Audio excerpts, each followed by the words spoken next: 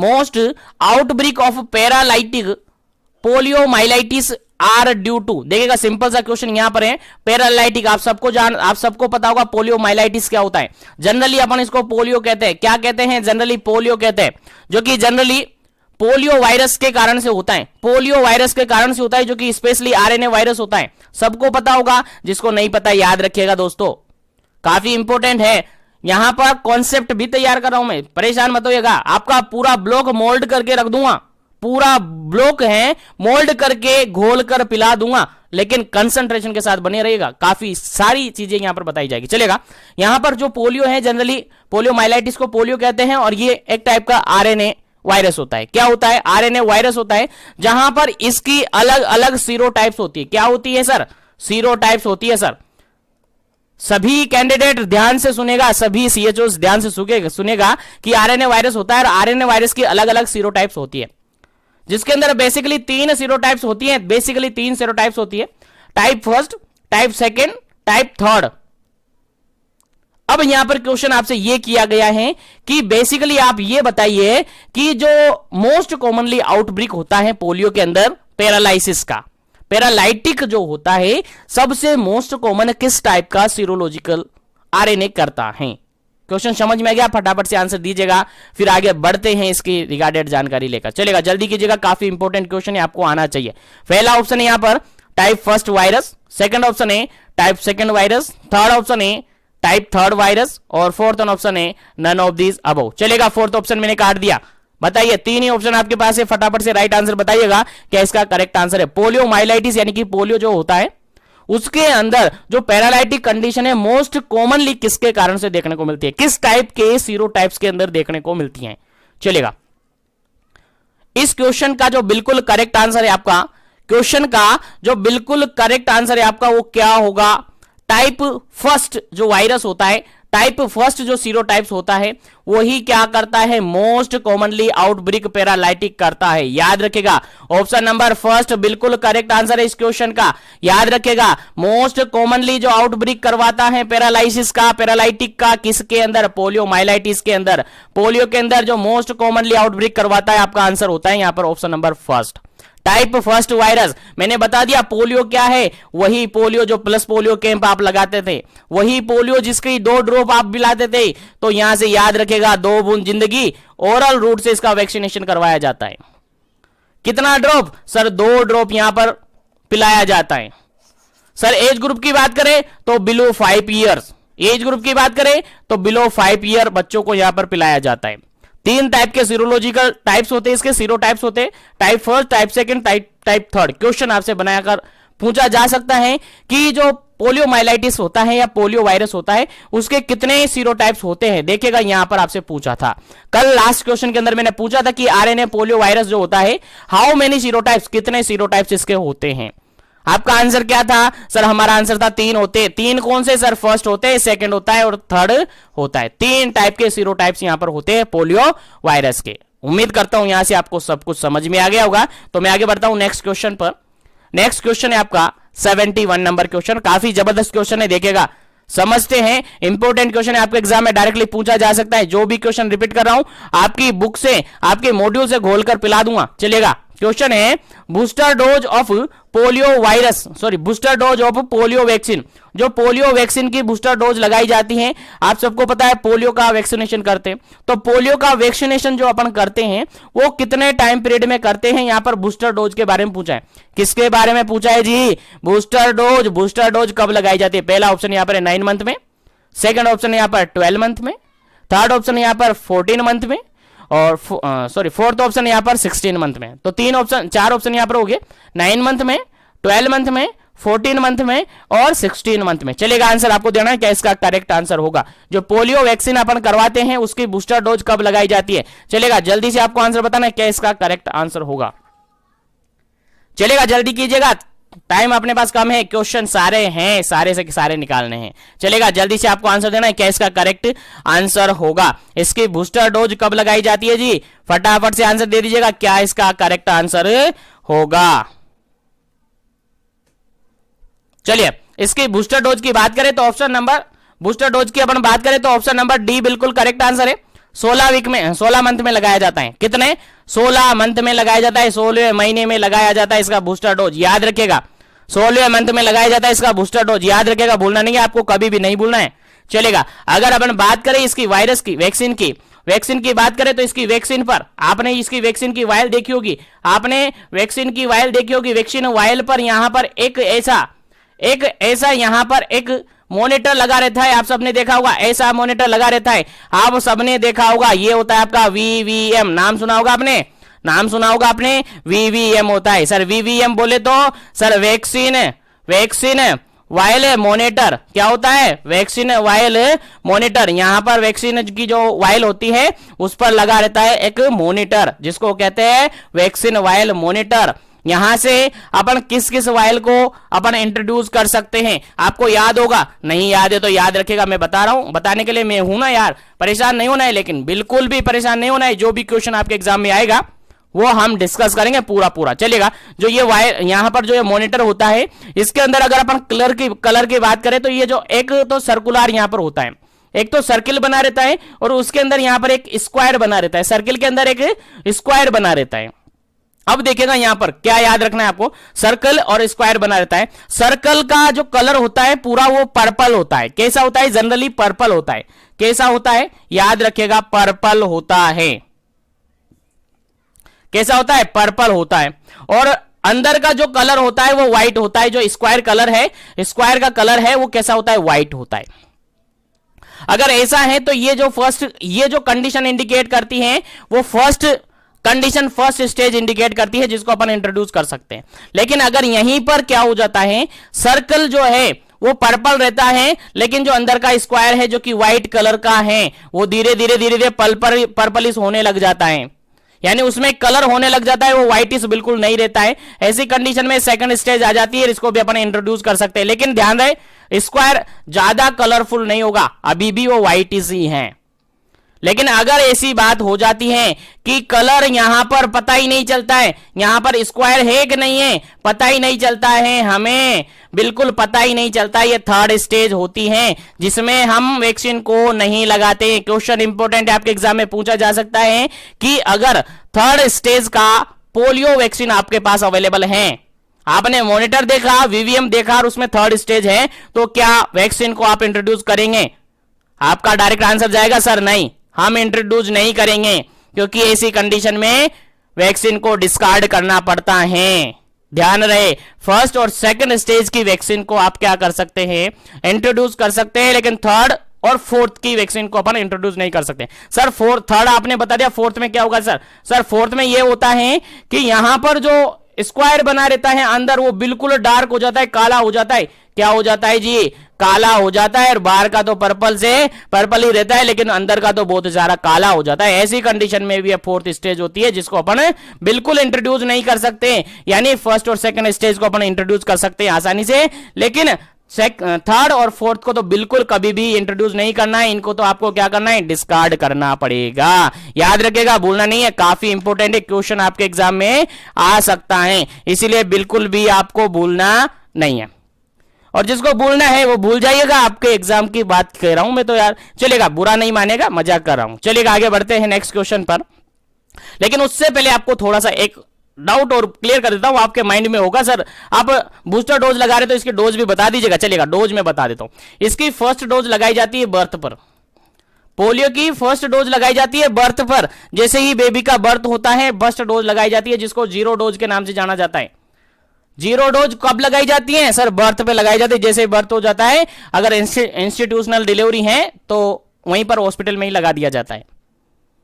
Sir first dose की अगर बात करें, जीरो डोज के बाद फर्स्ट डोज की अगर अपन बात करें तो फर्स्ट डोज लगाई जाती है आपकी 6 वीक पर, याद रहे, भूलना नहीं है। सेकंड डोज लगाई जाती है आपकी 10 वीक पर, याद रहे, भूलना नहीं है। थर्ड डोज लगाई जाती है आपकी कब? 16 के बाद 14 वीक पर, याद रहे, भूलना नहीं है। और यहां पर फिफ्थ डोज होती है, जिसको बूस्टर डोज कहते हैं। क्या कहते हैं जी? बूस्टर डोज कहते हैं। और बूस्टर डोज लगाई जाती है आपकी 16 से लेकर 24 वीक में, 16 टू लेकर कहां तक? 24 वीक पर लगाई जाती है। और आइडियली अपन कहे तो 16 वीक नहीं, मंथ है, ठीक है, वीक नहीं है, मंथ है, ठीक है, याद रखिएगा। जून मंथ है, सो 16 मंथ पर लगाई जाती है, यानी 16 मंथ टू 24 मंथ पर ये लगाई जाती हैं, याद रखिएगा। तो कितनी डोज, क्वेश्चन यहां से आपसे एग्जाम में पूछा जा सकता है कि पोलियो वैक्सीन की हाउ मेनी डोज इंट्रोड्यूस्ड, कितनी डोज आप लगाते हैं पोलियो वैक्सीन की, टोटल कितनी डोज लगाई जानी होती हैं। आपका आंसर जाएगा सर 5, आपका आंसर जाएगा सर 5। सर 5 कैसे होगी, चलिए हमने तो फर्स्ट लगाई, सेकंड लगाई और थर्ड लगाई, एक बूस्टर लगा दी, होगी 4 बूस्टर। 0 डोज को कौन काउंट करेगा, इसको भी काउंट करेंगे, 0 से गनेंगे 1 2 3 4 और बूस्टर डोज 5, कितनी हो गई सर 5 डोज होगी सर। पोलियो वैक्सीन की टोटल 5 डोज लगाई जाती है, हमें याद हो गया, हमें समझ में आ गया। तो सर आगे बढ़े, बिल्कुल आगे बढ़े। तो सेशन को लाइक शेयर करते रहेगा और जो भी कैंडिडेट नए ज्वाइन होते हैं चैनल पर, वो चैनल को जरूर से सब्सक्राइब कर ले ताकि इसी तरीके से कंटिन्यू सेशन मिले उनको। और बीपीसी सेशन के रिगार्डिंग जो टेस्ट सीरीज है उसको जरूर ज्वाइन कर ले, ताकि वहां पर जो भी इंपोर्टेंट इंफॉर्मेशन हो रही है, इंपोर्टेंट मटेरियल्स आपको मिल रही है, उनकी जानकारी आपको मिलती रहे और उनका बेनिफिट आप उठा सके। चलेगा, नेक्स्ट क्वेश्चन आपके सामने 72 नंबर क्वेश्चन है। 72 नंबर क्वेश्चन कहता है for how much time polio virus is excreted in the stool of the patient after the illness. Simple सा क्वेश्चन ये पूछा है कि पोलियो वैक्सीन जो हुआ, सॉरी पोलियो वायरस है, उससे पेशेंट क्या हुआ, अफेक्ट हुआ। जैसे ही पोलियो से पेशेंट अफेक्ट हो गया है, उसके बाद उस पेशेंट के स्टूल में पोलियो वायरस एक्सक्रीटेड होता है। कब होता है, जब कब होता है, क्वेश्चन समझ में आ रहा ना क्या कह रहा हूं। क्वेश्चन ये कह रहा है, मान के चलेगा ये कोई पेशेंट है, अभी पेशेंट नहीं है, इसके अंदर पोलियो वायरस घुस गया, पोलियो वायरस ने इसके अंदर एंट्री की, एंट्री करने के बाद कितने टाइम पीरियड बाद में ये पोलियो वायरस उसके स्टूल के साथ पास आउट होगा। आपको याद होगा पोलियो वायरस ट्रांसमिट किससे होता है सर, ओरोफिकल रूट से होता है, ओरोफिकल रूट से होता है, याद रखिएगा। इंपॉर्टेंट क्वेश्चन एग्जाम में पूछा हुआ है, इंपॉर्टेंट क्वेश्चन है आपके एग्जाम में पूछा हुआ है कि जो पोलियो वायरस होता है वो ट्रांसमिट होता है थ्रू द फीको ओरल रूट्स के द्वारा, फीको ओरल रूट से वो क्या होता है, ट्रांसमिट होता है। अब पेशेंट ट्रांसमिट कैसे होगा, पेशेंट के अंदर घुस गया, पेशेंट बन गया, उसके अंदर क्लिनिकल फीचर आ गए, अब उसके स्टूल के अंदर पोलियो वायरस कितने टाइम पीरियड के बाद एक्सक्रीट आउट होने लगेगा। क्वेश्चन समझ में आ गया। अब आंसर दीजिएगा। पहला ऑप्शन यहां पर 2 to 5 डेज, सेकंड ऑप्शन है 6 to 5 डेज, थर्ड ऑप्शन है 2 to 5 डेज और सॉरी 2 to 5 वीक है, और फोर्थ ऑप्शन है 6 to 8 वीक। चलिएगा, आंसर आपको देना है, क्या इसका करेक्ट आंसर होगा, जल्दी कीजिएगा, क्या इसका करेक्ट आंसर होगा। कितने दिन बाद पोलियो वायरस पेशेंट के स्टूल में देखने को मिलता है। क्वेश्चन इजीली आपको समझ में आ गया होगा, तो आंसर आपको देना है। चलेगा, जल्दी कीजिएगा ताकि आगे बढ़े नेक्स्ट क्वेश्चन पर। चलेगा, इस क्वेश्चन का बिल्कुल राइट आंसर है आपका option number D, option number D बिल्कुल राइट आंसर है। जैसे ही पोलियो का वायरस या पोलियो वायरस किसी पर्सन, हेल्दी पर्सन के अंदर एंट्री करता है, हेल्दी पर्सन के अंदर एंट्री करता है कौन, polio virus, polio virus healthy person के अंदर एंट्री की, एंट्री करने के बाद उसके अंदर 6 से लेकर 8 वीक के बाद जो वायरस है वो उसके स्टूल के साथ पास होने लगता है और उसके थ्रू फिर ये ट्रांसमिट होने लगता है। क्या होने लगता है, इसका ट्रांसमिशन होने लगता है। याद रखिए कितना वीक, 6 से लेकर 8 वीक, यानी समथिंग मान के चलिएगा 2 महीने, 1.5 महीने से लेकर 2 महीने यहां पर यह ट्रांसमिट होता है। चलिएगा, उम्मीद करता हूं समझ में आ गया होगा। चलिएगा आगे बढ़ता हूं नेक्स्ट क्वेश्चन पर। नेक्स्ट क्वेश्चन है आपका 73 नंबर क्वेश्चन। 73 नंबर क्वेश्चन क्या कहता है, देखिएगा। आईवीपी, सर व्हाट आईवीपी, क्या होता है आईवीपी, बताते हैं अभी, रोकिए। Along with the OPV is given, sir अब पता चल गया आईपीवी है, ओपीवी के साथ है, मतलब कि आईपीवी ओरल पोलियो वैक्सीन है, तो यहां पर आईपीवी क्या होगा, इनएक्टिवेटेड पोलियो वैक्सीन। याद रखिएगा, इनएक्टिवेटेड पोलियो वैक्सीन या इनएक्टिवेटेड वैक्सीन, याद रखिएगा, भूलना नहीं है, याद रखिएगा, बिल्कुल भूलना नहीं है। आईपीवी नहीं है, सॉरी आईपीवी होता है, आईवीपी नहीं, आईपीवी होता है, थोड़ा टाइपिंग मिस्टेक है, याद रखिएगा। IPv oral polio vaccine, oral polio vaccine. चलेगा, क्वेश्चन यहां पर सिंपल सा ये पूछा है कि जो आईपीवी लगाते हैं, आईपीवी मतलब inactivated polio vaccine along with the OPV oral polio vaccine at time. Question समझ में आ रहा है? क्वेश्चन ये कह रहे हैं हम ओपीवी लगाते हैं, ओरल पोलियो वैक्सीन लगाते हैं। कैसे? ओरली हम बच्चे को पिलाते हैं ड्रॉप के थ्रू। लेकिन जैसे जैसे टाइम एडवांस होता जा रहा है, कुछ ना कुछ एडवांसमेंट होता जा रहा है। यानी ओपीवी के जैसे ही पोलियो वैक्सीन के अंदर ही जो पोलियो वायरस के अगेंस्ट वैक्सीन है, उसी के अंदर एक और वैक्सीन नई बनाई गई है जिसको आईपीवी कहा गया है। आईपीवी कहा गया है इनएक्टिवेटेड पोलियो वैक्सीन। ओपीवी का रूट क्या है? ओरल है। सर आईपीवी का रूट क्या है? ये आपको याद रखना है। आईपीवी का रूट क्या है? ये आपको याद रखना है, बिल्कुल भी भूलना नहीं है। आईपीवी को जनरली आईएम दिया जाता है। कैसे दिया जाता है? आईएम रूट से दिया जाता है, बिल्कुल भी भूलना नहीं है। वही एंटेरोलेटरल थाई, आप सबको पता है, anterolateral aspect of mid thigh, वो जो लगाते हैं वही है। ठीक है, तो यहां पर ओपीवी के साथ आईपीवी भी नया एडवांसमेंट हो चुका है। दोनों ही पोलियो के रिगार्डेड प्रिवेंशन देता है। ओपीवी को ओरली दिया जाता है, आईपीवी को आईएम दिया जाता है। तो क्वेश्चन यहां पर यह पूछा है कि ओपीवी के साथ आईपीवी लगाई जाती है, कितने टाइम पीरियड में लगाई जाती है। क्वेश्चन समझ में आ गया? यानी ओपीवी के 0 डोज के साथ लगाई जाती हैं, या फिर ओपीवी के फर्स्ट डोज के साथ लगाई जाती हैं, या फिर ओपीवी के सेकंड डोज के साथ लगाई जाती हैं, या फिर ओपीवी के थर्ड डोज के साथ लगाई जाती हैं। चलिएगा, आंसर आप देना है, आंसर आपको देना है। क्या इसका करेक्ट आंसर होगा? जल्दी से आपको आंसर देना है, फटाफट से कीजिएगा। क्या इसका करेक्ट आंसर होगा?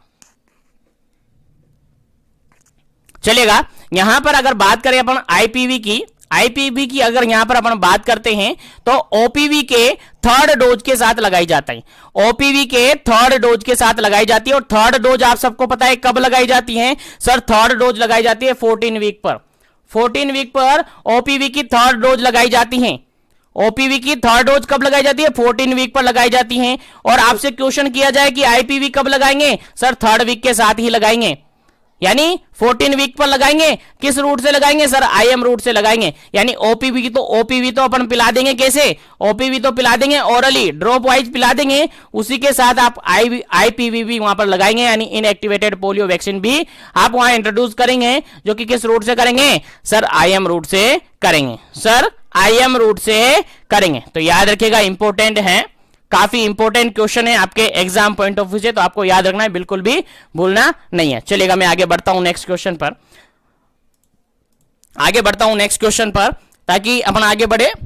और सभी से कहना चाहूंगा, जो भी कैंडिडेट नए ज्वाइन हो रहे हैं क्लास के अंदर, वो सेशन को लाइक शेयर जरूर करते रहिए, ताकि सभी को बेनिफिट हो सके, और सभी इन सेशन का बेनिफिट उठा सके। क्योंकि मेरा टारगेट ये है कि सब इन सेशन को ले सके और आसानी से इजीली पास हो सके, यही मेरा मोटिव है। तो ज्यादा से ज्यादा लाइक शेयर करते रहेगा। चलेगा, नेक्स्ट क्वेश्चन की बात करते हैं। नेक्स्ट क्वेश्चन है आपके सामने, काफी इंपॉर्टेंट क्वेश्चन है, देखिएगा 74 नंबर क्वेश्चन है। इन विच डिजीज कॉप्लिक स्पॉट अकर। देखिएगा, सब जानते होंगे इस क्वेश्चन को सब जानते होंगे, और उम्मीद है बार बार रिपीट होता है, और उम्मीद है आपके एग्जाम में भी रिपीट हो सकता है। इसलिए याद रखिएगा, कॉप्लिक जो स्पॉट होता है जनरली किस डिजीज के अंदर देखा जाता है। चलिएगा, जल्दी से आपको आंसर देना है, क्या इसका करेक्ट आंसर है। जो कॉप्लिक स्पॉट होता है वो जनरली किस डिजीज के अंदर देखा जाता है? पहला ऑप्शन यहां पर है पर्टुसिस के अंदर देखा जाता है। सेकंड ऑप्शन यहां पर है मीजल्स के अंदर देखा जाता है। थर्ड ऑप्शन है जापानीज एंसेफेलाइटिस के अंदर देखा जाता है। फोर्थ ऑप्शन है डिप्थीरिया के अंदर देखा जाता है। चलेगा, जल्दी से आपको आंसर बताना है, क्या इसका करेक्ट आंसर है, फिर आपको आंसर भी बताया जाएगा और इसके रिगार्डेड जानकारी भी दी जाएगी।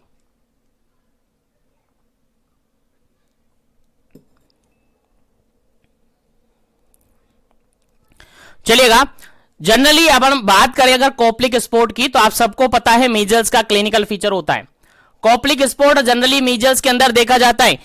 किसके अंदर देखा जाता है सर? सर मीजल्स के अंदर देखा जाता है। सर क्या होता है इसमें? सर इसके अंदर स्पॉट बनने लग जाते हैं, यानी स्किन के अंदर रेसेस आते हैं। क्या आते हैं? स्किन रेसेस देखने को मिलते हैं, जनरली रेड इन कलर देखने को मिलते हैं। कैसे देखने को मिलते हैं? रेड इन स्पॉट यहां पर देखने को मिलते हैं। रेड स्पॉट जनरली यहां पर देखने को मिलते हैं। याद रखिएगा, भूलना नहीं है। तो कॉप्लिक स्पॉट जनरली किसके अंदर देखने को मिलते हैं? मीजल्स के अंदर देखने को मिलते हैं। आपको पता होगा मीजल्स क्या है सर? मीजल्स क्या है सर? हम जनरली इसको रिब्योला बोला जाता है। जनरली हम क्या कहते हैं इसको? रिब्योला कहते हैं। क्या कहते हैं? रिब्योला कहते हैं। याद रखिएगा, भूलना नहीं है, काफी इंपॉर्टेंट क्वेश्चन है आपके एग्जाम पॉइंट ऑफ व्यू से।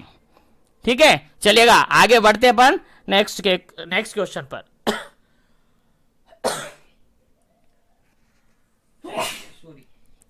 चलेगा, नेक्स्ट क्वेश्चन की बात करते हैं। और जनरली ये वायरस से ट्रांसमिट होने वाला इन्फेक्शन है, याद रखिएगा, भूलना नहीं है, काफी इंपॉर्टेंट है। नेक्स्ट क्वेश्चन की बात करते हैं। अब नेक्स्ट क्वेश्चन की बात करते हैं। क्वेश्चन यहां पर सिंपल सा 75 नंबर क्वेश्चन है। क्वेश्चन कहता है on which days skin rashes appear in measles. देखेगा, जो कॉप्लिक स्पॉट अभी अपन ने बात की जनरली मीजल्स के अंदर देखने को मिलता है। आप सबको याद होगा, नहीं याद है तो याद रखिएगा, मैं बता रहा हूं ना आपको, बिल्कुल विश्वास रखिएगा, मीजल्स के अंदर ही देखने को मिलता है, और के अंदर नहीं देखने को मिलता। तो यहां पर जो स्किन रेसेस देखने को मिलते हैं जनरली मीजल्स के अंदर, वो किस दिन देखने को मिलते हैं? क्या इन्फेक्शन के सेकंड डे पर देखने को मिलता है? क्या स्किन क्या मतलब इन्फेक्शन के थर्ड डे पर देखने को मिलता है? या फिर इस इन्फेक्शन के फोर्थ डे पर देखने को मिलता है? या फिर इन्फेक्शन के फिफ्थ डे पर देखने को मिलता है? चलेगा, आंसर आपको देना है। क्या इसका करेक्ट आंसर है? जनरली मीजल्स जो इन्फेक्शन होता है, जो कि एक वायरल इन्फेक्शन होता है, जनरली मीजल्स यानी कि रिबोला का जो इन्फेक्शन होता है जनरली क्या होता है? वायरस इन्फेक्शन होता है। कैसा इन्फेक्शन? वायरस इन्फेक्शन है। जनरली जो मीजल्स के अंदर स्किन देखने को मिलता है, स्किन रेसेस जो देखने को मिलता है, या कॉप्लिक स्पॉट जो देखने को मिलता है, जनरली किस डे पर देखने को मिलता है? इसका आपका करेक्ट आंसर होगा option number C. Option number C बिल्कुल करेक्ट आंसर होगा। फोर्थ डे पर स्किन रेसेस देखने को मिलते हैं। क्या? फोर्थ डे पर स्किन रेसेस जनरली देखने को मिलते हैं। इंपॉर्टेंट है, आपको याद रखना है, भूलना नहीं है। चलेगा, आगे बढ़ता हूं मैं नेक्स्ट क्वेश्चन पर। आगे बढ़ता हूं नेक्स्ट क्वेश्चन पर। नेक्स्ट क्वेश्चन है आपका 76 नंबर, 76 नंबर क्वेश्चन है। क्वेश्चन कहता है the incubation period of measles. Measles का इंक्यूबेशन पीरियड कितना दिन का होता है? चलेगा, क्वेश्चन समझ में आ गया? इंक्यूबेशन पीरियड का मतलब जानते हो, मैं यार सेशन के अंदर बता रहा हूं इंक्यूबेशन पीरियड क्या होता है। तो मीजल्स का इंक्यूबेशन पीरियड कितना होता है? ऑप्शन के अकॉर्डिंग आंसर आपको देना है। पहला ऑप्शन यहां पर 8 दिन 8 डेज, सेकंड ऑप्शन है यहां पर 10 डेज 10 दिन, और थर्ड ऑप्शन है यहां पर 15 डेज 15 दिन, और फोर्थ ऑप्शन है यहां पर 18 दिन यानी 18 डेज। चलेगा, आंसर आपको देना है। क्या इसका करेक्ट आंसर होगा? मीजल्स का इंक्यूबेशन पीरियड कितना होता है? चलेगा, जल्दी कीजिएगा, आंसर बताइएगा, क्या इसका करेक्ट आंसर होगा? चलिए, इस क्वेश्चन का जो बिल्कुल करेक्ट आंसर है that is option number B. Option number B बिल्कुल करेक्ट आंसर है। 10 दिन होते हैं। मीजल्स का जो इंक्यूबेशन पीरियड होता है वो कितने दिन का होता है जी? सर 10 दिन का होता है। सर हमें याद है, नहीं याद है तो याद रखिएगा। आगे बढ़ते हैं नेक्स्ट क्वेश्चन पर। और जो भी कैंडिडेट यहां पर नए जुड़ रहे हैं और चैनल को सब्सक्राइब जरूर कीजिएगा, ताकि इसी तरीके से कंटिन्यूएशन उनको मिलता रहे। चलिएगा, आगे बढ़ते हैं। नेक्स्ट क्वेश्चन है आपके सामने, यहाँ पर काफी इंपोर्टेंट है, और ये क्वेश्चन काफी बार रिपीट हो चुका है, और ये क्वेश्चन नर्सिंग कंपैरेटिव एग्जाम हुआ है उसके अंदर भी 2 से 3 बार रिपीट हो चुका है। सिंपल सा क्वेश्चन यहां पर ये पूछा है, SSPE क्या होता है? फुल फॉर्म लिखा हुआ है यहां पर, सब एक्यूट स्क्लेरोजिंग पेन एंसेफेलाइटिस। क्या है? Subacute sclerosing panencephalitis is complication of which disease. Generally SSPE जो कॉम्प्लिकेशन है, यानी सब एक्यूट स्क्लेरोजिंग पेन एंसेफेलाइटिस जो है जनरली किस डिजीज का कॉम्प्लिकेशन माना जाता है? चलिएगा, आंसर आपको बताना है। क्या इसका करेक्ट आंसर है? ऑप्शन नंबर फर्स्ट है यहां पर मीजल्स का, ऑप्शन नंबर सेकंड यहां पर पोलियोमाइलाइटिस का, ऑप्शन नंबर थर्ड है यहां पर जापानीज एंसेफेलाइटिस का, ऑप्शन नंबर फोर्थ है यहां पर पर्टुसिस का। चलेगा, क्या इसका करेक्ट आंसर है? आंसर आपको देना है जो SSPE जो है यानी सब एक्यूट स्क्लेरोजिंग पेन एंसेफेलाइटिस जो है जनरली किसका कॉम्प्लिकेशन माना जाता है?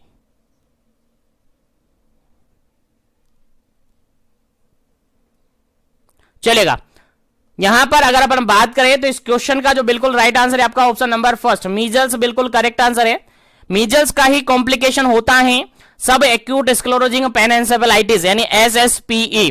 अगर बात करें तो मोस्ट सीरियस कॉम्प्लिकेशन माना जाता है, मोस्ट सीरियस कॉम्प्लिकेशन माना जाता है क्या?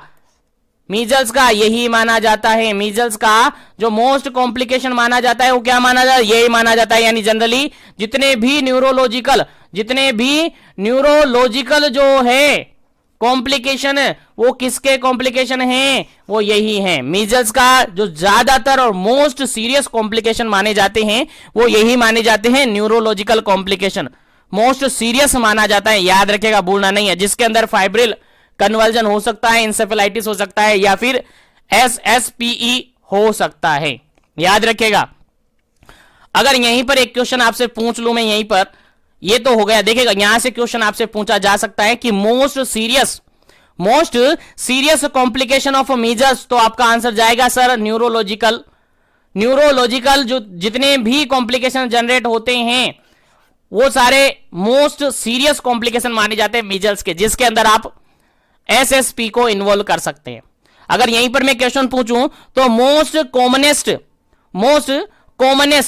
कॉमनेस्ट यानी कि कॉमनली होने वाला कॉम्प्लिकेशन, मीजल्स का कॉमनली जनरेट होने वाला कॉम्प्लिकेशन कौन सा है, तो सर आपका आंसर क्या जाएगा, सर आपका आंसर जाएगा न्यूमोनिया। क्या जाएगा, न्यूमोनिया। याद रखिएगा, इंपॉर्टेंट क्वेश्चन है। Most common complication arising from the measles के कारण से मोस्ट कॉमनली कॉम्प्लिकेशन जनरेट होता है आपका न्यूमोनिया। क्या होता है जी, बिल्कुल न्यूमोनिया। आपको याद रखना है जी, भूलना नहीं है। चलिएगा आगे बढ़ते हैं नेक्स्ट क्वेश्चन पर। नेक्स्ट क्वेश्चन है आपका BCG। लेकिन एक क्वेश्चन अपन यहीं पर डिस्कस कर लेते। चलेगा, यहीं पर आपको बता देता हूं। यहीं पर आपसे पूछा जा सकता है कि मीजल्स का जो ट्रांसमिशन रूट होता है, मीजल्स जो ट्रांसमिट होता है उसका ट्रांसमिशन जनरली किसके थ्रू होता है, मीजल्स ट्रांसमिशन जनरली किसके थ्रू होता है। सर आपका आंसर जाएगा सर डायरेक्ट कॉन्टेक्ट से जाएगा क्या, सर डायरेक्ट कॉन्टेक्ट से जाएगा क्या, सर आपका आंसर जाएगा जनरली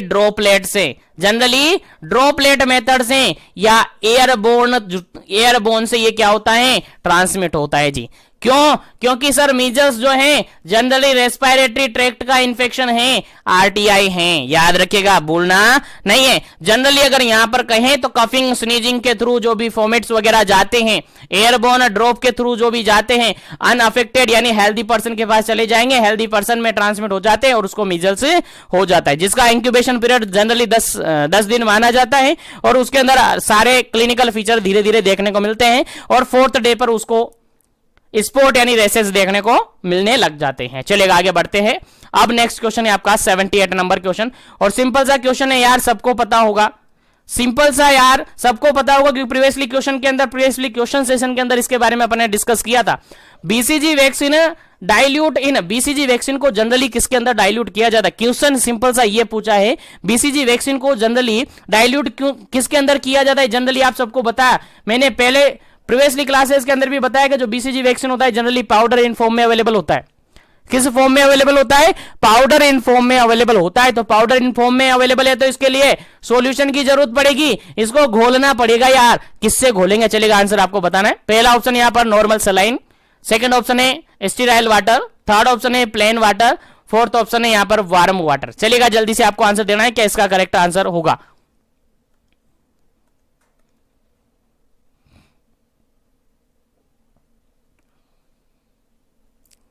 चलेगा, यहां पर जो इसका बिल्कुल करेक्ट आंसर है that is option number first बिल्कुल करेक्ट आंसर है यहां पर नॉर्मल सलाइन। क्या है सर, नॉर्मल सलाइन। अगर नॉर्मल सलाइन ऑप्शन में नहीं है तो सोडियम क्लोराइड आपके ऑप्शन में होगा। नॉर्मल सलाइन अगर ऑप्शन में नहीं है तो आपके ऑप्शन में क्या होगा जी, सर आपके ऑप्शन में होगा सोडियम क्लोराइड। याद रखिएगा, प्लेन वाटर से नहीं करते, स्टीराइल वाटर से नहीं करते, वार्म वाटर से नहीं करते, जनरली सोडियम क्लोराइड या फिर नॉर्मल सलाइन से ही आप करते हैं। याद रखिएगा। अब यहीं पर मैं आपसे क्वेश्चन चेंज कर देता हूं, इस BCG की जगह मैं आपसे कह दूं, आपसे पूछ लूं कि मीजल्स जो वैक्सीन है उसको डाइल्यूट किस में करते हैं। अब बताओ, मीजल्स वैक्सीन भी जनरली पाउडर इन फॉर्म में, ड्राइड फॉर्म में अवेलेबल होती है, जिसको हम जनरली किसके अंदर या किसके थ्रू डाइल्यूट करते हैं। चलेगा, अब आंसर दीजिएगा आप, क्या इसका करेक्ट आंसर होगा। जल्दी कीजिएगा, क्या इसका करेक्ट आंसर होगा। Measles vaccine also found in powder in form, अब इसको डाइल्यूट करने के लिए आप क्या लेंगे, जल्दी से आपको आंसर देना है फटाफट से। ऑप्शन वही है same, normal saline, sterile water, plain water और वार्म वाटर। चलेगा, जल्दी से आपको आंसर बताना है क्या इसका करेक्ट आंसर होगा, जल्दी कीजिएगा ताकि आगे बढ़े अपन नेक्स्ट क्वेश्चन पर। यहीं पर क्वेश्चन चेंज कर दिया मैंने, बीसीजी नहीं है यहां पर। क्वेश्चन में क्या पूछा है मैंने सर, मीजल्स पूछा है, मीजल्स के बारे में पूछा है। चलेगा, जल्दी से आंसर दीजिएगा।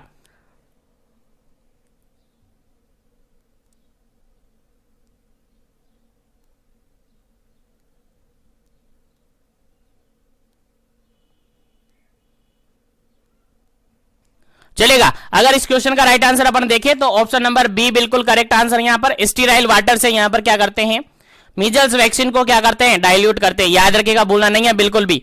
किससे करते हैं डाइल्यूट, सर स्टीराइल वाटर से करते हैं जी, बिल्कुल आपको याद होना चाहिए, इंपॉर्टेंट है, बिल्कुल भी आपको भूलना नहीं है। चलेगा, थोड़ा सा मैं आपको बता देता हूं, बिल्कुल मीजल्स वैक्सीन के रिगार्डेड आपको थोड़ा सा बता देता हूं ताकि आपको याद रहे। बिल्कुल थोड़ा सा जान लो, बाकी आप तो समझदार हो, आप सबको पता है। चलेगा, नेक्स्ट यहां पर देखिएगा, मीजल्स वैक्सीन के रिगार्डेड अपन जानकारी ले रहे हैं। और मीजल्स वैक्सीन के रिगार्डेड आपको जानकारी ये याद रखनी है कि मीजल्स वैक्सीन जनरली जो होती हैं वो पाउडर इन फॉर्म में होती है, यानी ड्राई फॉर्म में अवेलेबल होती हैं। किस फॉर्म में होती हैं जी, सर ड्राई फॉर्म में अवेलेबल होती है। अगर बात करें इसको डाइल्यूट करते हैं किससे, सर डाइल्यूट करने के लिए इसमें क्या मिलाया जाता है जी, स्टीराइल वाटर मिलाया जाता है जी, बिल्कुल याद रखिएगा। किसके प्रिवेंशन के लिए, सर मीजल्स के लिए, मीजल्स के प्रिवेंशन यानी रिबोला के लिए, यानी कॉप्लिक स्पॉट जनरली देखने को मिलता है। याद रखिएगा, भूलना नहीं है, इंपॉर्टेंट है। चलेगा, अगर बात करें तो इसका रूट अगर अपन देखें तो एससी रूट से इसको लगाया जाता है, सब क्यूटानियस रूट से इसको लगाया जाता है, जनरली सब क्यूटानियस रूट से लगाया जाता है, याद रखिएगा। उसके अलावा अपर राइट आर्म पर लगाया जाता है, कहां लगाया जाता है जी, अपर राइट आर्म पर, याद रखिएगा।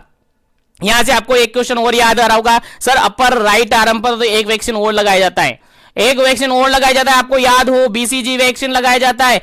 क्या राइट पर लगाया जाता है क्या, नहीं सर, वो तो लेफ्ट अपर आर्म पर लगाया जाता है सर, याद है हमें, लेफ्ट अपर आर्म पर लगाया जाता है। उसका रूट तो सर एससी नहीं होता है, उसका रूट तो आईडी होता है, लेकिन कंफ्यूजन करने के लिए आपके रिगार्डेड ऐसे क्वेश्चन डाले जाते हैं, इसलिए यहीं से क्लासिफिकेशन, यहीं से क्लेरिफाई डिफरेंशिएट कर देता हूं कि मीजल्स वैक्सीन को सबक्यूटेनियस रूट से लगाया जाता है और राइट अपर आर्म पर लगाया जाता है, लेकिन जो बीसीजी वैक्सीन को होता है उसको आईडी रूट, इंट्राडर्मल रूट से लगाया जाता है और लेफ्ट अपर आर्म पर लगाया जाता है। बिल्कुल याद रखिएगा, भूलना नहीं है, काफी इंपॉर्टेंट है, याद रखिएगा।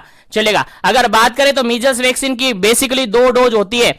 मीजल्स वैक्सीन के रिगार्डेड बेसिकली 2 डोज लगाई जाती है। कितनी डोज लगाई जाती है जी, सर 2 डोज लगाई जाती है। सर कितना लगाते हैं, सर पहली डोज लगाई जाती है, यहां पर पहली डोज लगाई जाती है 9 से लेकर 12 महीने के अंदर, 9 से लेकर 12 महीने के अंदर पहली डोज लगाई जाती है। सेकंड डोज की बात करें तो ये 16 मंथ से लेकर 24 मंथ तक लगाई जाती है, यानी पहली डोज 9 मंथ से लेकर 12 मंथ में लगाई जाती हैं। दूसरी डोज यानी सेकंड डोज जो होती है वो लगाई जाती है आपकी 16 टू 24 मंथ पे। याद रखिएगा, 9 मंथ से लेकर 12 मंथ में फर्स्ट डोज और 16 मंथ से लेकर 24 मंथ में सेकंड डोज लगाई जाती है। यहीं से आपको मैक्सिमम एज लिमिट पूछी जा सकती है। मीजल्स वैक्सीन को मैक्सिमम एज लिमिट जनरली अपन कहे तो 5 साल तक लगाई जाती है, 5 साल के बाद इसको जनरली सिंगली नहीं लगाया जाता है। याद रखिएगा, इंपॉर्टेंट क्वेश्चन है, आपके एग्जाम में पूछा जा सकता है। अगर अपन यहां पर इसका अमाउंट पूछ ले तो कितना लगाया जाता है जी,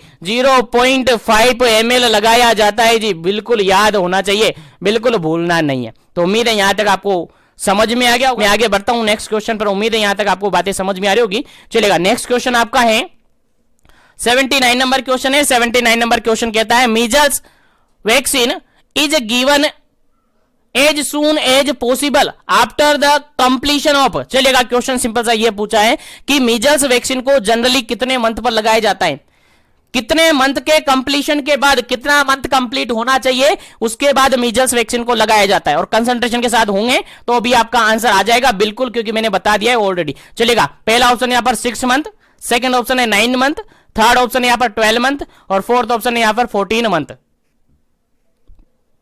चलेगा, क्या इसका करेक्ट आंसर होगा, जल्दी कीजिएगा। चलिए इस क्वेश्चन का जो बिल्कुल राइट आंसर है दैट इज बी ऑप्शन है, बिल्कुल करेक्ट आंसर है। 9 मंथ पर जैसे ही 9 मंथ कंप्लीट होता है इसकी डोज लगाई जाती है, जैसे ही 9 मंथ कंप्लीट हो जाता है इसका डोज लगा दिया जाता है। याद रखिएगा कंप्लीशन ऑफ 9 मंथ।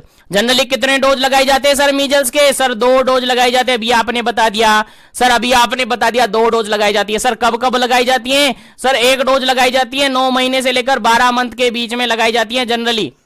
दूसरी डोज लगाई जाती है 16 मंथ से लेकर 24 मंथ के बीच में, 16 टू 24 मंथ के अंदर लगाई जाती है। सर बेसिकली 2 डोज आपको याद रखनी है और यहीं से क्वेश्चन आपको याद होना चाहिए। चलिएगा आगे बढ़ते हैं नेक्स्ट क्वेश्चन पर, आगे बढ़ते हैं नेक्स्ट क्वेश्चन पर। नेक्स्ट क्वेश्चन सिंपल सा यहां पर ये है, another name of serum hepatitis. जो सीरम हिपेटाइटिस होती है उसका अदर नेम क्या है, या किसका अदर नेम है सीरम हिपेटाइटिस?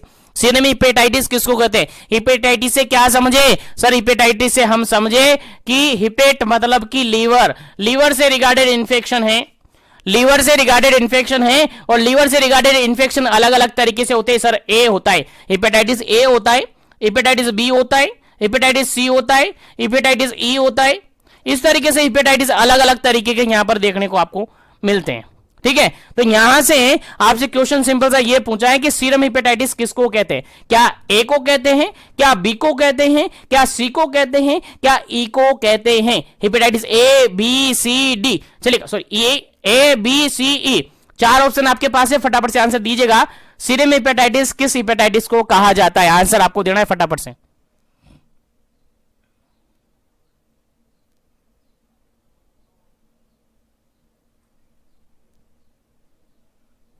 चलेगा, ऑप्शन नंबर बी बिल्कुल करेक्ट आंसर है। हिपेटाइटिस बी जो होता है उसको क्या कहते हैं? सीरम हिपेटाइटिस कहते हैं। जनरली याद होना चाहिए आपको, जनरली हिपेटाइटिस बी को सीरम हिपेटाइटिस कहते हैं। याद रखिएगा, भूलना नहीं है, इंपोर्टेंट क्वेश्चन है आपके एग्जाम पॉइंट ऑफ व्यू से। चलेगा आगे बढ़ते हैं नेक्स्ट क्वेश्चन पर। क्यों कहते हैं जनरली हिपेटाइटिस बी इसको, हिपेटाइटिस बी को? क्योंकि ये जो जनरली ट्रांसमिट होते हैं बॉडी फ्लूइड से ट्रांसमिट होता है। किससे? बॉडी फ्लूइड से ट्रांसमिट होता है, जनरली ब्लड से, डायरेक्ट कॉन्टेक्ट से, या फिर जो भी फ्लूइड्स होते हैं, जो भी बॉडी फ्लूइड्स होते हैं लाइक स्लाइवा वगैरह हो गया, ब्लड हो गया, डायरेक्ट कॉन्टेक्ट से उनसे फैलता है, इसलिए वो क्या हो गया जनरली, क्या हो गया वो, क्या कहते हैं उसको? सीरम हिपेटाइटिस कहते हैं। चलेगा नेक्स्ट क्वेश्चन है आपके पास, 81 नंबर क्वेश्चन है। 81 नंबर क्वेश्चन क्या कहता है देखिएगा, HBIG सिंपल सा क्या है? HBIG, HB से बना है हिपेटाइटिस बी, IG से बना है इमोग्लोबुलिन, इम्यूनोग्लोबुलिन। तो hepatitis B immunoglobulin should not given after how many hours of exposure? Simple सा क्वेश्चन पूछा है। सिंपल सा क्वेश्चन ये कहा गया है कि किसी पेशेंट को हिपेटाइटिस बी का इम्यूनोग्लोबुलिन हम कब नहीं देंगे, जब वो कितने टाइम पीरियड हो गया उसको एक्सपोजर होने के बाद, वो बताना है, टाइम पीरियड आपको बताना है, यानी एक्सपोजर के कितने टाइम पीरियड बाद हम हिपेटाइटिस बी इम्यूनोग्लोबुलिन नहीं देंगे। चलेगा, अब आंसर आपको बताना है क्या इसका करेक्ट आंसर होगा। पहला ऑप्शन यहां पर 12 आवर, सेकंड ऑप्शन है 24 आवर, थर्ड ऑप्शन है 36 आवर, फोर्थ ऑप्शन है 48 आवर। चलिएगा, जल्दी से आपको आंसर देना है क्या इसका करेक्ट आंसर होगा, जल्दी कीजिएगा।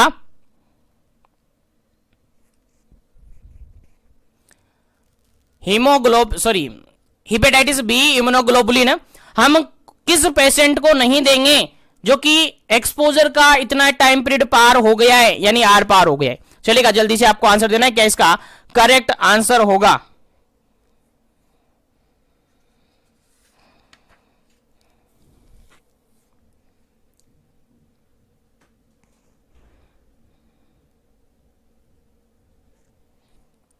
चलेगा, इस क्वेश्चन का जो बिल्कुल राइट आंसर होता है आपका ऑप्शन नंबर 4 बिल्कुल करेक्ट आंसर है। ऑप्शन नंबर 4 बिल्कुल करेक्ट आंसर है, 48 आवर। यानी किसी पेशेंट के अंदर अगर बात करें, किस कोई भी पर्सन मान के चलेगा, एक्सीडेंटली अगर कोई पर्सन है, अगर हिपेटाइटिस बी वायरस के कांटेक्ट में आया, हिपेटाइटिस बी वायरस के कांटेक्ट में आया एक्सीडेंटली, ठीक है, तो अगर वो 6 आवर से लेकर 48 आवर तक की अगर अपन बात करें, तो अगर पर्सन इस टाइम पीरियड के अंदर है तो उसको क्या कर सकते हैं, हिपेटाइटिस जो बी है उसका इम्यूनोग्लोबुलिन हम लगा सकते हैं। कितना हावर? चल 6 घंटे से लेकर 48 घंटे तक उसको लगा सकते हैं, लेकिन 48 घंटे जैसे ही पार हो जाते हैं, 48 आवर जैसे ही पार हो जाते हैं, ज्यादा हो जाते हैं, तो हम फिर उसको क्या नहीं लगा सकते हैं सर? हेपेटाइटिस बी का इम्यूनोग्लोबुलिन नहीं लगा सकते। तो याद रखिएगा, normal time period, ideally time period आपसे पूछा जा सकता है कि कोई पर्सन है जो कि हेपेटाइटिस बी वायरस के कांटेक्ट में आया है, तो उसके अंदर एक आइडियली टाइम पीरियड कितना माना जाता है कि उसको हेपेटाइटिस बी का इम्यूनोग्लोबुलिन लगा सकते हैं? आपका आंसर जाएगा सर 6 आवर से लेकर 48 आवर, 6 घंटे से लेकर 48 घंटे तक हम लगा सकते हैं। लेकिन जैसे ही 48 घंटे पार होते हैं, 48 आवर से ज्यादा हो जाता है, हम उसको हेपेटाइटिस बी का इम्यूनोग्लोबुलिन नहीं लगाते हैं। याद रखेगा, इंपॉर्टेंट क्वेश्चन है। चलेगा, आगे बढ़ते हैं नेक्स्ट क्वेश्चन पर। उम्मीद है समझ में आ रहे होंगे। चलेगा, नेक्स्ट क्वेश्चन है आपके सामने, काफी सिंपल सा क्वेश्चन है यार, काफी सिंपल सा क्वेश्चन है, आपको समझ में आना चाहिए। 82 नंबर क्वेश्चन है। क्वेश्चन क्या कहता है? विच living being manifest Japanese encephalitis? कौन सा लिविंग बीइंग है जो कि मैनिफेस्ट करता है जापानीज एंसेफेलाइटिस? सिंपल सा क्वेश्चन समझ में आ गया? सिंपल सा क्वेश्चन ये है कि जनरली जितने भी एनिमल्स होते हैं उनके अंदर, जितने भी एनिमल्स होते हैं उनके अंदर जापानीज एंसेफेलाइटिस के रिगार्डेड, जापानीज एंसेफेलाइटिस अगर इंफेक्शन होता है जो कि एक जूनोटिक इंफेक्शन है, जापानीज एंसेफेलाइटिस के रिगार्डेड अगर इंफेक्शन होता है जो कि एक जूनोटिक इंफेक्शन है, तो उसके अंदर किसी भी प्रकार के कोई क्लिनिकल फीचर देखने को नहीं मिलते हैं। समझ में आ रहा है ना क्या कहना चाह रहा हूं? जापानीज एंसेफेलाइटिस के अगर अकॉर्डिंग अगर किसी एनिमल के अंदर इंफेक्शन एंटर होता है, तो जनरली जितने भी एनिमल्स हैं उनके अंदर क्या नहीं होते हैं? क्लिनिकल फीचर देखने को नहीं मिलते हैं। लेकिन अगर बात करें इन फॉलोइंग ऑप्शन में से एक ऐसा एनिमल है जिसके अंदर अगर जापानीज एंसेफेलाइटिस का इंफेक्शन हो जाता है तो उसके अंदर क्लिनिकल मैनिफेस्टेशन देखने को मिल जाते हैं। चलेगा, कौन सा सही आंसर होगा? ऑप्शन के अकॉर्डिंग आंसर देना। पहला ऑप्शन है यहां पर पिग, दूसरा ऑप्शन है यहां पर, सेकंड ऑप्शन है यहां पर ह्यूमन बीइंग, थर्ड ऑप्शन है यहां पर मॉस्किटो, और फोर्थ ऑप्शन है यहां पर हॉर्स। चलेगा, आंसर आपको बताना है क्या इसका करेक्ट आंसर होगा। चलेगा, इस क्वेश्चन का जो बिल्कुल करेक्ट आंसर होता है आपका ऑप्शन नंबर 4। ऑप्शन नंबर 4 आपका बिल्कुल करेक्ट आंसर है। हॉर्स ऐसा एनिमल है, ऐसा लिविंग बीइंग है जिसके अंदर अगर जापानीज एंसेफेलाइटिस वायरस इंफेक्शन करता है, सॉरी जापानीज एंसेफेलाइटिस अगर इंफेक्शन कोज करता है तो उसके अंदर मैनिफेस्टेशन देखने को मिलते हैं। Horse is an only animal to manifest the disease. Horse ही एक ऐसा एनिमल है जो कि जापानीज एंसेफेलाइटिस के रिगार्डेड मैनिफेस्टेशन शो करता है। याद रखिएगा, उम्मीद करता हूं आपको याद होना चाहिए, उम्मीद करता हूं आपको याद होना चाहिए। चलिएगा, आगे बढ़ते हैं अपन नेक्स्ट क्वेश्चन पर। आगे बढ़ते हैं नेक्स्ट क्वेश्चन पर। नेक्स्ट क्वेश्चन है आपके सामने काफी इंपोर्टेंट, और नेक्स्ट क्वेश्चन सिंपल सा ये है, नेक्स्ट क्वेश्चन सिंपल सा ये है, ULV insecticide help in the prevention of. ULV क्या है, किसके रिगार्डेड ये प्रिवेंशन प्रोवाइड करता है? चलेगा, जल्दी से आपको बताना है। ऑप्शन है मलेरिया, ऑप्शन सेकंड है जापानीज एंसेफेलाइटिस, ऑप्शन थर्ड है डेंगू, ऑप्शन फोर्थ है पोलियो। चलेगा, जल्दी से आपको आंसर बताना है। ULV एक टाइप का क्या है? इंसेक्टिसाइडल्स हैं, इंसेक्टिसाइड है। तो ये किस टाइप के रिगार्डेड, किसके रिगार्डेड इंफेक्शन प्रिवेंशन प्रोवाइड करता है? चलेगा, जल्दी से आपको बताना है। ULV इंसेक्टिसाइड जो होता है जनरली किस बीमारी के रिगार्डेड, किस डिजीज के रिगार्डेड प्रिवेंशन प्रोवाइड करता है? ऑप्शन के अकॉर्डिंग आंसर आपको देना है, फटाफट से कीजिएगा।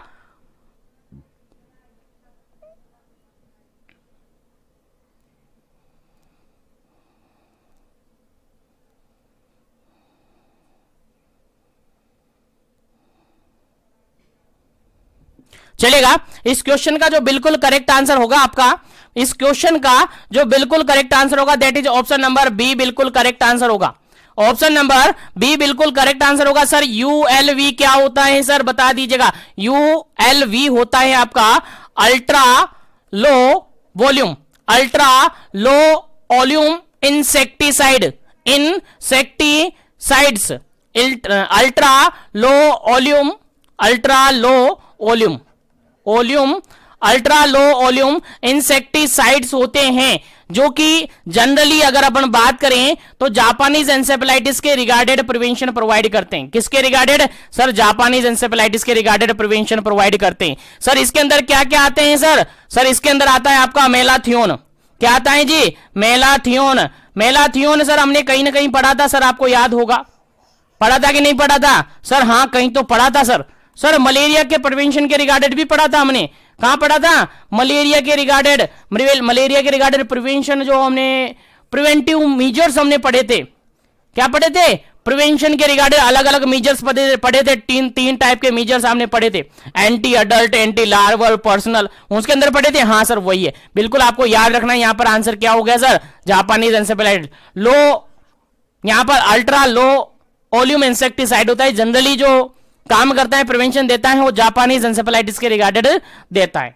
अगर बात करें यहां पर ऑप्शन में नहीं होता जापानीज एंसेफेलाइटिस, तो फिर आप आंसर लगा सकते थे मलेरिया, लेकिन जापानीज एंसेफेलाइटिस यहां पर फर्स्ट प्रायोरिटी में आप आंसर बताते हैं। चलिएगा आगे बढ़ते हैं, नेक्स्ट क्वेश्चन पर आगे बढ़ते हैं। उम्मीद करता हूं जो भी क्वेश्चन समझ में आ रहे हैं, जो भी क्वेश्चन बताए जा रहे हैं, बिल्कुल आपको इजीली समझ में आ रहे होंगे। चलिएगा नेक्स्ट क्वेश्चन की बात करते हैं। तो नेक्स्ट क्वेश्चन है आपका, Japanese encephalitis vaccination is present in how many type. Simple सा क्वेश्चन ये पूछा है, जापानीज एंसेफेलाइटिस की अगर अपन बात करें तो इसकी कितनी टाइप की वैक्सीन अवेलेबल हैं? जल्दी से आपको आंसर बताना है, क्या इसका करेक्ट आंसर होगा। जापानीज एंसेफेलाइटिस के रिगार्डेड आपसे क्वेश्चन किया जा रहा है, फटाफट से आंसर आपको देना है। जापानीज एंसेफेलाइटिस के रिगार्डेड कितनी वैक्सीनेशन अवेलेबल हैं? आंसर आपको बताना है फटाफट से। ऑप्शन है फर्स्ट 1, बी ऑप्शन है 2 यानी 2, सी ऑप्शन है 3 और डी ऑप्शन यहां पर 4। चलेगा जल्दी से आपको आंसर बताना है, क्या इसका करेक्ट आंसर होगा, क्या इसका करेक्ट आंसर होगा। जापानीज एंसेफेलाइटिस वैक्सीनेशन कितने टाइप से प्रेजेंट है? How many types are present of Japanese vaccination? चलेगा, इस क्वेश्चन का जो बिल्कुल करेक्ट आंसर है आपका option number 3, option number C बिल्कुल करेक्ट आंसर है। 3 टाइप की यहां पर जनरली वैक्सीनेशन अवेलेबल है, 3 टाइप की जनरली वैक्सीन यहां पर अवेलेबल है। कौन कौन सी सर? पहली होती है सर माउस, याद रखेगा, नोट करते रहेगा, नोटबुक साथ में रखेगा ताकि नोट करते रहे, क्योंकि ये क्वेश्चन आपको कोई नहीं बताएगा, क्योंकि ये काफी इंपॉर्टेंट क्वेश्चन है, आपके एग्जाम में डायरेक्टली पूछे जा सकते हैं। आपके मॉड्यूल्स को बिल्कुल तोड़ मरोड़ के निचोड़ कर निकाले हुए क्वेश्चन है, बिल्कुल फिल्टर करके क्वेश्चन निकाले। चलेगा, यहां पर अगर बात करें, यहां पर अगर अपन बात करें जापानीज वैक्सीनेशन, जापानीज एंसेफेलाइटिस के रिगार्डेड वैक्सीनेशन की, तो बेसिकली 3 टाइप्स इसके होते हैं। कितने टाइप्स होते हैं सर? 3 टाइप्स होते हैं, याद रखेगा। पहला टाइप्स की अगर बात करें तो माउस ब्रेन डेरिवेटिव होते हैं, माउस ब्रेन डेरिवेटिव होते हैं, याद रखेगा, माउस ब्रेन डेरिवेटेड होते हैं, याद रखें, माउस ब्रेन डेरिवेटेड ये होते हैं। जनरली अगर नाम की अगर बात करें इसका, तो नकायामा होता है, नकायामा, याद रखेगा, इंपॉर्टेंट क्वेश्चन है, आपसे एग्जाम में पूछा जा सकता है कि नकायामा क्या है, नकायामा क्या है, या नकायामा वैक्सीन किससे रिगार्डेड है? आपका आंसर जाएगा सर जापानीज एंसेफेलाइटिस से रिगार्डेड। तो याद रखेगा यहां पर क्या है? नकायामा। एक और अगर बात करें इसकी, तो ये होती है, एक और बात करें तो ये होती है बीजिंग स्ट्रेन, बीजिंग स्ट्रेन, ये भी क्या होती है? आपकी माउस ब्रेन डेरिवेटिव है, माउस ब्रेन डेरिवेटिव के अंदर ये आती हैं। तो पहली वैक्सीन हो गई आपकी जापानीज एंसेफेलाइटिस के रिगार्डेड, पहली वैक्सीन आपकी हो गई, यहां पर क्या हो गई? माउस ब्रेन डेरिवेटिव, जो कि नकायामा है और बीजिंग स्ट्रेन है। अगर सेकंड की बात करें, पहली कंप्लीट, सेकंड की अगर अपन बात करें तो सेकंड होती है सेल कल्चर डेरिवेटिव। कौन सी होती है sir? Cell culture derivative, cell culture derivative, याद रखेगा, इंपोर्टेंट है डेरिवेटिव्स। तो सेल कल्चर डेरिवेटिव्स के अंदर अगर अपन बात करते हैं, सेल कल्चर डेरिवेटिव्स के अंदर अगर अपन बात करते हैं, तो इसके अंदर आती है आपकी, इसके अंदर आती है आपकी Beijing P3 strain, Beijing P3 strain, याद रखेगा, इंपोर्टेंट है, भूलना नहीं है। 3 टाइप की वैक्सीनेशन होती है, जिसमें पहली होगी माउस ब्रेन डेरिवेटिव्स, जिसके नकायामा और बीजिंग स्ट्रेन होती है। सेकंड होती है सेल कल्चर डेरिवेटिव, जो कि बीजिंग P3 स्ट्रेन होती है। और थर्ड होती है यहां पर लाइव एटेन्यूटेड वैक्सीन। क्या सी होती है? थर्ड यहां पर होती है आपकी live attenuated vaccine, live attenuated attenuated vaccine, याद रखेगा इंपॉर्टेंट है, लाइव एटेन्यूटेड वैक्सीन जो कि जनरली SA14 और 2 करके आती है, जनरली SA14 2 करके ये जनरली आती हैं, जिसका जनरली अगर बात करें इंडिया के अंदर जनरली 1 साल के इंटरवल पर इसका फर्स्ट बूस्टर डोज लगाया जाता है, जनरली याद रखेगा बूस्टर डोज लगाया जाता है, बिल्कुल याद होनी चाहिए। तो यहां से क्वेश्चन ये आपको याद हो गया होगा, नोट आपने कर लिया होगा, जिसने नहीं किया है फटाफट से स्क्रीनशॉट ले लीजिएगा ताकि आपको इससे रिगार्डेड इंफॉर्मेशन मिलती रहे। चलेगा, इस क्वेश्चन का बिल्कुल करेक्ट आंसर क्या होगा, सॉरी क्वेश्चन का करेक्ट आंसर मैंने बता दिया, क्वेश्चन का करेक्ट आंसर मैंने बता दिया, क्या होगा, ऑप्शन नंबर सी हो गया। जापानीज एंसेफेलाइटिस के रिगार्डेड 3 वैक्सीनेशन अवेलेबल हैं, 3 वैक्सीन अवेलेबल है। पहली वैक्सीनेशन होती है दैट इज माउस डेरिवेटिव्स होती हैं, जिसको नकायामा या बीजिंग स्ट्रेन कहते हैं। सेकंड होती है सेल कल्चर डेरिवेटिव्स, जिसको बीजिंग P3 स्ट्रेन कहते हैं। और फोर्थ यहां पर होती है लाइव एटेन्यूटेड वैक्सीन, जिसको SA करके 14-14-2 करके ये आती है, जिसका एक बूस्टर डोज लगाया जाता है। याद रखिएगा, इंपॉर्टेंट है, फटाफट से स्क्रीनशॉट ले लीजिएगा। और आगे बढ़ते हैं अपन नेक्स्ट सेशन में, सॉरी नेक्स्ट क्वेश्चन पर। उम्मीद करते हैं सेशन समझ में आ रहा होगा, तो सेशन को ज्यादा से ज्यादा लाइक कीजिएगा, ज्यादा से ज्यादा शेयर कीजिएगा, ताकि तभी सभी तक सेशन पहुंचे और सभी इन सेशन का बेनिफिट उठा सके, क्योंकि मेरा मोटिव है सभी इन सेशन का बेनिफिट उठा सके, सभी इन सेशन को पढ़ सके। चलेगा, नेक्स्ट क्वेश्चन की बात अगर अपन करें, नेक्स्ट क्वेश्चन यहां पर amplifier host of Japanese encephalitis is, Japanese encephalitis के रिगार्डेड एम्पलीफायर होस्ट कौन सा है? चलेगा, आंसर आपको बताना है। जापानीज एंसेफेलाइटिस के रिगार्डेड एम्पलीफायर होस्ट कौन सा है, आंसर आपको देना है, फटाफट से आंसर आपको दीजिएगा। पहला ऑप्शन है पिग, सेकंड ऑप्शन है ह्यूमन, थर्ड ऑप्शन यहां पर मॉस्किटो, फोर्थ ऑप्शन यहां पर अर्बाइड बर्ड, अर्बाइड बर्ड। चलेगा, आंसर आपको बताना है क्या इसका करेक्ट आंसर है। होस्ट के रिगार्डेड बात की जा रही है और कहा जा रहा है कि कौन सा एम्पलीफायर होस्ट माना जाता है जापानीज एंसेफेलाइटिस के रिगार्डेड। चलेगा, यहां पर इस क्वेश्चन का जो बिल्कुल राइट आंसर है that is option number first, बिल्कुल करेक्ट आंसर है। एम्पलीफायर होस्ट की अगर बात करते हैं जापानीज एंसेफेलाइटिस के रिगार्डेड, दैट इज आपका पिग होता है, दैट इज क्या होता है, पिग। तो याद रखिएगा, जापानीज एंसेफेलाइटिस के रिगार्डेड अगर एम्पलीफायर होस्ट की बात करें तो पिग आपका आंसर होगा। क्या होगा सर? पिग आपका आंसर होगा। उम्मीद करता हूं आपको याद रहे।